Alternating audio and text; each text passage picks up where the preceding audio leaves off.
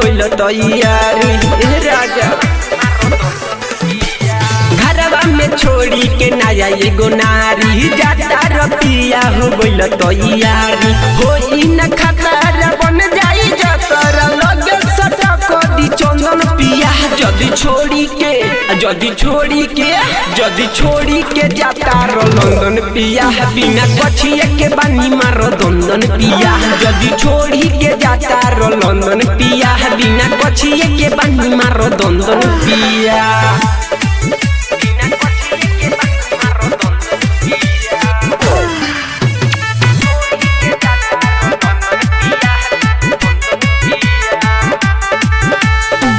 भरल आजकल से न मिली साल भर मन के मनई हो साया उठा के लेला दुगो फोटो देख देख के हाथे हिलई हो हिक भरल आजकल से न मिली साल भर मन के मनई हो साया उठा के लेला दुगो फोटो देख देख के हाथे हिलई हो सुनो राजा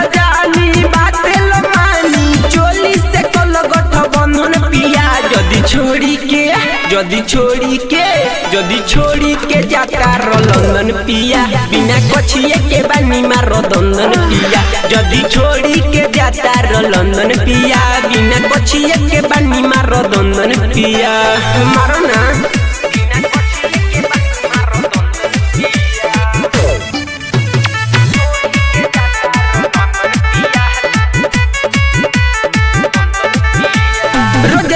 करी हो वीडियो कॉल दीवा कर खुला गोदाम देखाई बहो बातें करत में जो मन पानी आई तो अवधेश से पानी झरवाई बहो रोज रात में करी हो वीडियो कॉल दीवा कर खुला गोदाम देखाई बहो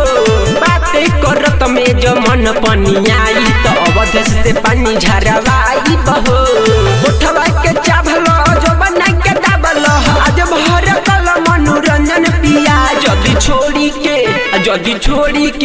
जदी छोड़ी के जाता रो लंदन पिया बिना कछिए के बानी मारो दंदन पिया जदी छोड़ी के जाता रो लंदन पिया बिना कछिए के बानी मारो दंदन पिया।